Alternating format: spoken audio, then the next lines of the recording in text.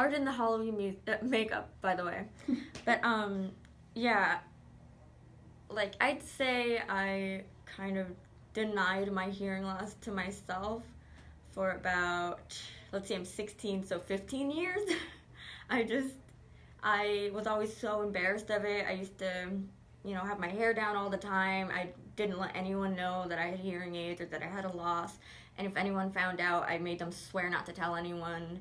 I was so self-conscious about it because I thought it was weird and I didn't know anyone else who had it.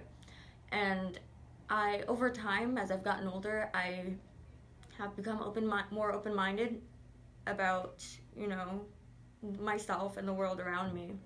But I still hadn't really completely accepted that part of myself and it was like night and day. Miss Allison took me on a trip to Alabama for a robotics convention, and the kids there, they were like 50. I have no idea. There were a lot of kids. They were all deaf and hard of hearing, and I'd never been around so many people like myself who struggle with the same issues I do every day, who live with it.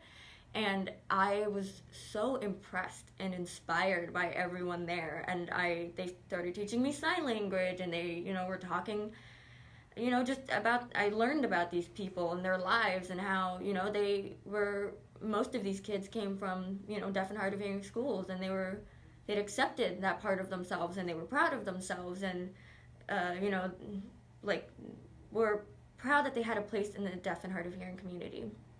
And it was like a light switch turned on in my head.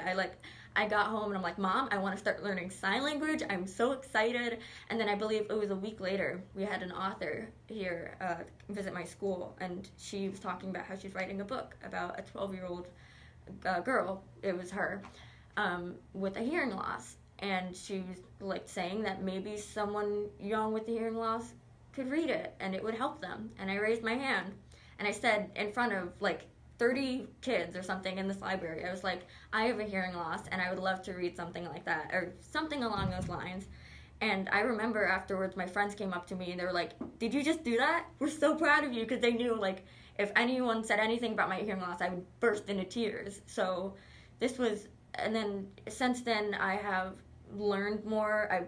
I've gone on a couple of these trips, and I've met so many people like who have the same disabilities as I do, and I've learned so much, and I'm so excited to learn more, and I'm always excited for these new trips. When she tells me she has something new that she's planning, I'm like, oh heck yeah. I can't wait.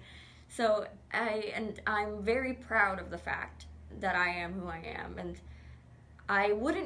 this is crazy because the me from 2 years ago her jaw would drop hearing this.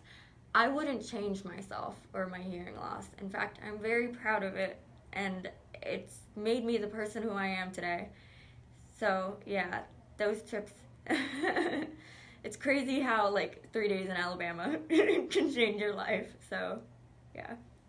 Thank you.